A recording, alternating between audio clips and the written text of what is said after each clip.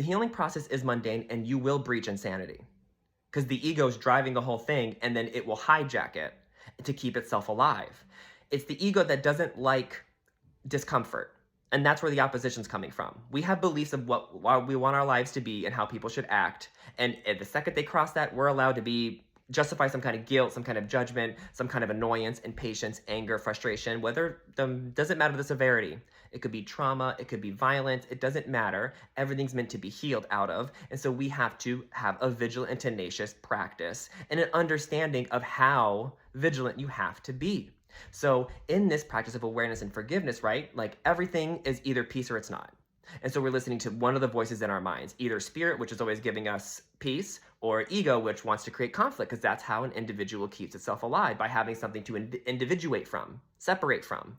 Conflict is me versus you. If I forgive you and I want to see things differently and not the conflict, then there's no conflict. So I'm giving up the self that wants to have conflict to maintain itself. So we're killing the individual concept of self. That's what the ego death and the ego healing is. And so you become the awareness of what voice you're listening to.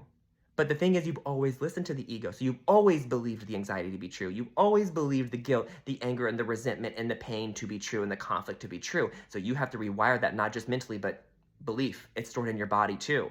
So you have to learn to shift your own nervous system's comfort from fear into love and peace. And that takes time. And we don't really understand how much time it is, because the ego doesn't want to use time to heal. It wants to have instant gratification. But even your own fear of sitting with the emotions is the ego preventing you from actually healing. You have to let the ugly come up because it put it there. The ego put it there, so you have to see what it put so then you can heal out of it.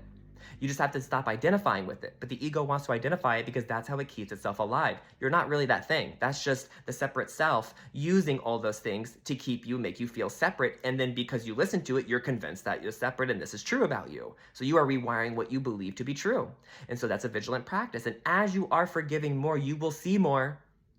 So then you think, because that awareness of yourself is new to you, you think it's new, or that it's getting worse because you're seeing deeper and it becomes more intense. It's always been there. You just get deeper and deeper and you see more. And the more that you're vigilant, the more that you meet it, every single day, all day, is helping you chisel at it more and more. Because at some point you just lower the time. So it's like, from being upset to then getting yourself calm, the trigger to calm, it gets shorter and shorter and shorter until it becomes instantaneous because you're able to see it, and you learn to practice not listening to that voice. And by practicing that, you stop getting stuck in believing all of what's happening as a truth, because it's not. It's just what you're making true. So then you have to do what you've never done, which is quiet that voice and silence it.